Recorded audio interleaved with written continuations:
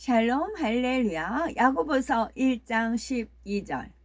시험을 참는 자는 복이 있나니 이는 시련을 견디어낸 자가 주께서 자기를 사랑하는 자들에게 약속하신 생명의 면류관을 얻을 것이기 때문이라. 아멘. 천국 29번째 3천층입니다. 3천층의 환경과 상급 및 영광, 마음을 영으로 일군 사람들에게 주어지는 생명의 면류관, 또 생명을 드리는 시험에 대해서 설명하겠습니다.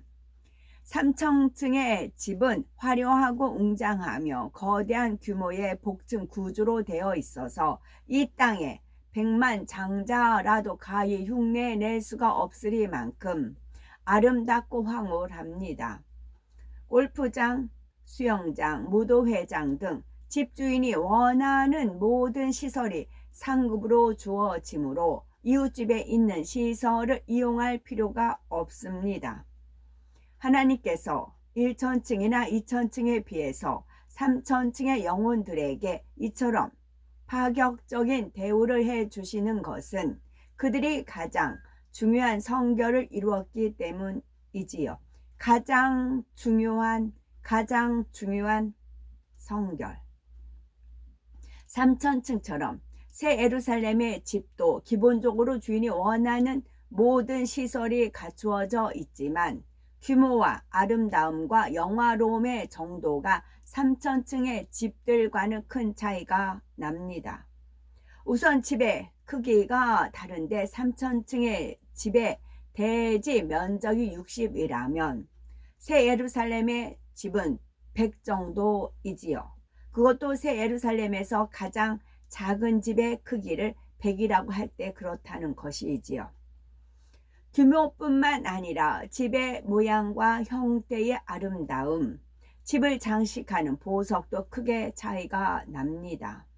3천층에도 수많은 보석들이 있지만 새 예루살렘에 있는 모든 종류가 있는 것은 아니며 이 중 3중의 빛을 내는 보석은 오직 새 예루살렘에만 있습니다.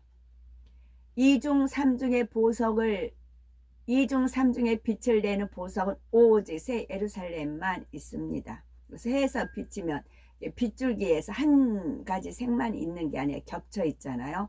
핑크하고 녹색, 뭐 빨강색하고 무슨 색 겹쳐 있고 또 그 옆에 보면 약간 주황색도 겹쳐 있잖아요. 그렇게 이것이 보석으로 이렇게 보면 핑크, 이렇게 보면 파랑색 그렇게 비치는 거지요. 그런 보석은 오직 새 예루살렘만 있다는 겁니다.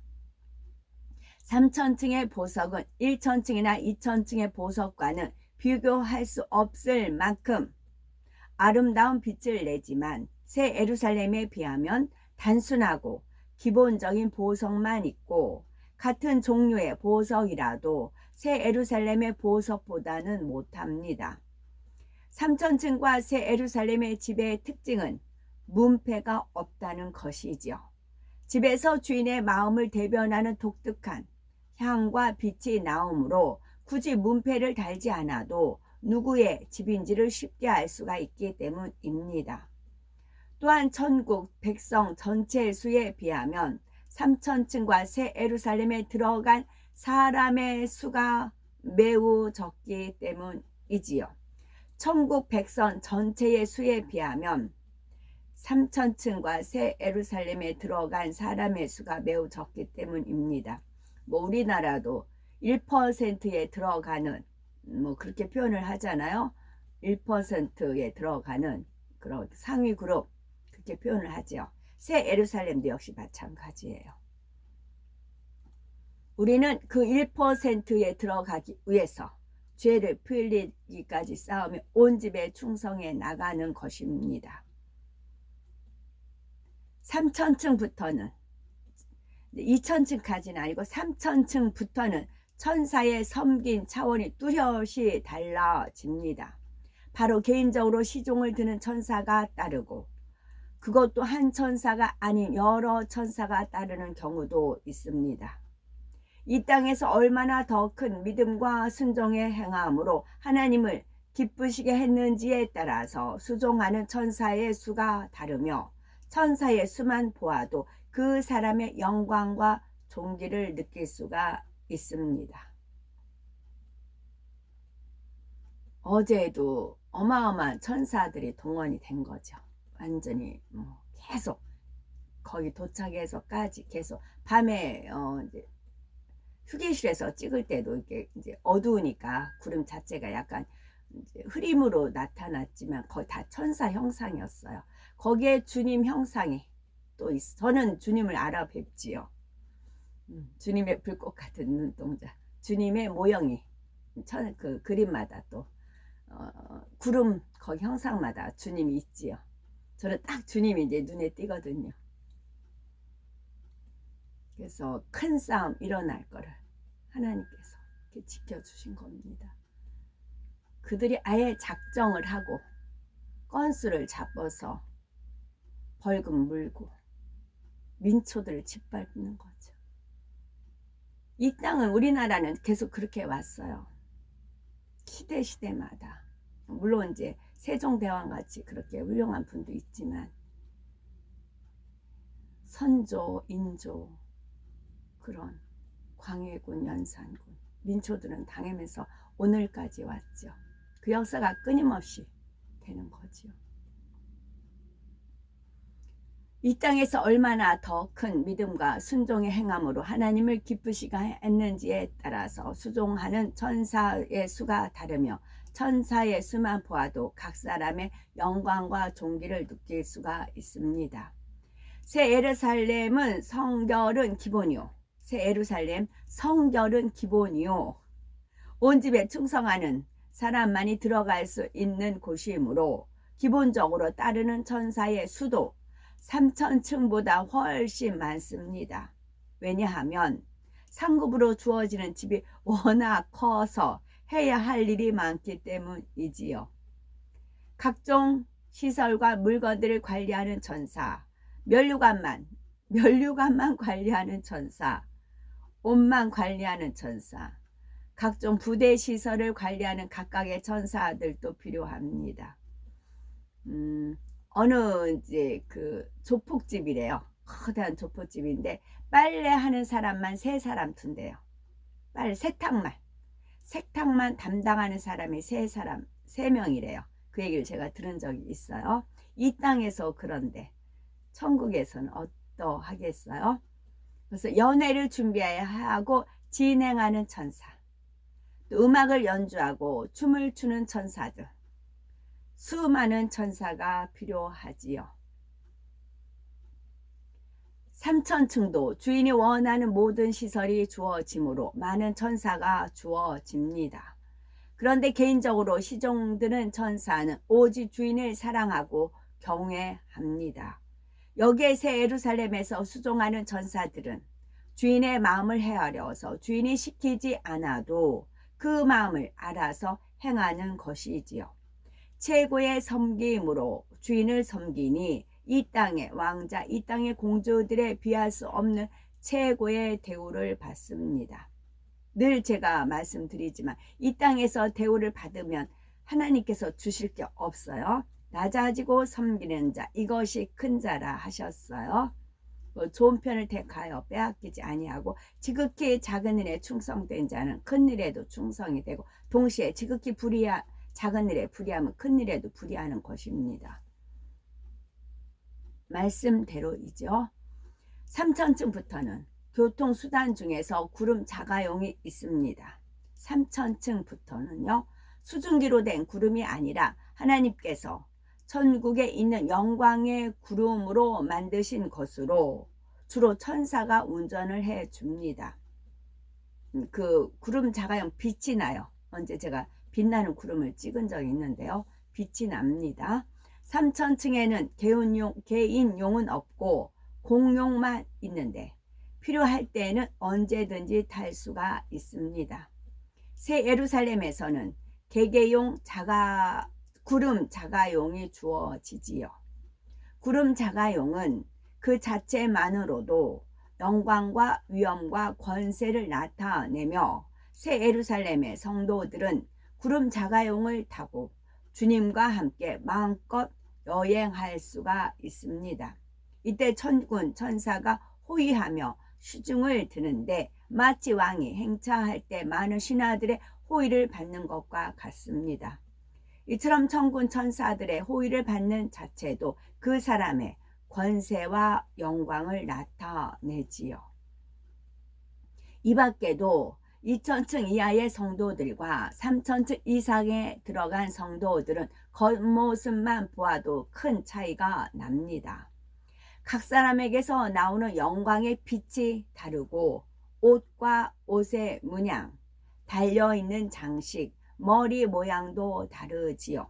이를 통해서 그가 얼마나 주님을 닮아 성결된 사람인지, 얼마나 하나님의 사랑받는 사람인지를 금방 구별할 수가 있습니다. 전국에서는 남녀가 모두 살짝 웨이브가 있는 금빛 머리카락을 지닙니다. 남자는 목선 정도까지 내려온 반면 여자는 성결된 정도에 따라서 머리카락 길이가 달라지지요. 고린도전서 11장 15절에 만일 여자가 긴 머리가 있으면 자기에게 영광이 되나니 말씀했듯이 낙원의 여인들은 머리카락이 어깨선에 닿을 정도로 가장 짧고 1천층, 2천층으로 갈수록 더 깁니다. 3천층과 새 예루살렘의 여인들은 길고 탐스러운 머리카락이 영광스러운 상급으로 주어지지요. 3천층의 여인들은 머리카락의 길이가 척추 중간 정도까지 이르고 새 예루살렘의 여인들은 머리카락이 척추 끝까지 닿을 정도로 깁니다. 머리카락의 길이 자체도 영광과 상급이지만 그에 따른 머리 장식품도 달라지지요. 낙원에서는 아무런 장식품이 주어지지 않으며 1천층, 2천층은 각각의 상급에 따라 장식품이 조금씩 주어집니다. 그런데 3천층부터는 머리 장식품에 특별한 의미가 있습니다. 마치 왕비나 공주들의 머리 장식이 일반 백성들과 달라서 사람의 신분을 상징하듯이 단순한 장식품 이상의 의미가 담겨 있는 것이지요. 하나님께서는 3천층의 영혼들에게 기본적으로 주시는 면류관이 있는데 그것은 바로 생명의 면류관입니다. 생명의 면류관이라는 이름을 붙이신 이유는 3천층에 들어온 영혼들이 주를 위해서 자신의 생명을 드리는 시험을 통과했기 때문이지요. 생명을 잃는 시험이 왔어도 성령 받은 이후 믿음이 성장함에 따라 계속해서 크고 작은 시험이 다릅니다. 생활 속에서 매 순간 진리를 택할 것인가 세상과 타협할 것인가 하는 시험이 오는 것이지요. 그때마다 진리를 택하는 사람은 그만큼 시험을 통과해서 영으로 들어갑니다. 하나님의 법을 즐거워하여 항상 성령의 법을 쫓아 나가면 믿음의 시험들을 수월하게 통과할 수가 있는 거지요. 정말 하나님을 사랑하는 사람이라면 육체의 소욕을 끊어 나가야 합니다. 모든 상황 속에서 내 원대로 살고자 하는 자기를 죽이는 모든 상황 속에서 내 원대로 살고자 하는 자기를 죽이는 것입니다. 사도 바울이 나는 날마다 죽노라 고백한 대로인 것이 있죠. 어떤 순간에도 항상 주님의 뜻대로 사는 사람이 되었다면 그는 정녕 자기 생명을 드리는 것과 같습니다. 나를 형성하고 있었던 육을 온전히 벗어버렸기 때문이지요. 이 일을 살아서 하는 순교라고 표현을 하지요. 또한 이것이 죽도록 충성하는 것입니다. 요한계시록 2장 10절에 네가 죽도록 충성하라 그리하면 내가 생명의 면류관을 네게 주리라 하였습니다. 보통 충성이라고 하면 맡은 사명을 열심히 감당하는 것으로 생각하지만 진정 하나님께서 원하시는 충성은 영적인 충성이지요. 하나님께서는 가장 우선적으로 우리가 영의 마음을 이루는 참 자녀가 되기를 원하십니다. 물론 사명 감당도 동반되어야 하지요. 사명을 감당해야 자신을 더 변화할 수가 있고 변화되기도 쉽기 때문인 것이지요. 생명의 면류관을 생명을 바치는 시험을 믿음을 통과했을 때 생명의 면류관은 생명을 바치는 시험을 믿음으로 통과했을 때 주어지기 때문에 주님의 이름으로 순교한 사람들도 3천층에 들어가서 생명의 면류관을 받습니다. 순교할 당시에는 비록 성결되지 못하였다 하여도 믿음을 지키기 위해서 순교할 중심이라면 능히 육을 벗고 성결될 수 있기 때문인 거지요. 그런데 선교지에서 죽었다 하여 무조건 순교를 할 수는 없습니다. 그래서 이것에 옳다 인정하심을 받은 후에 생명의 면류관을 얻는다 하신 것이지요. 그리고 양심 심판으로 구원받은 영혼 중에서도 3천층에 들어가는 경우가 있답니다. 아멘.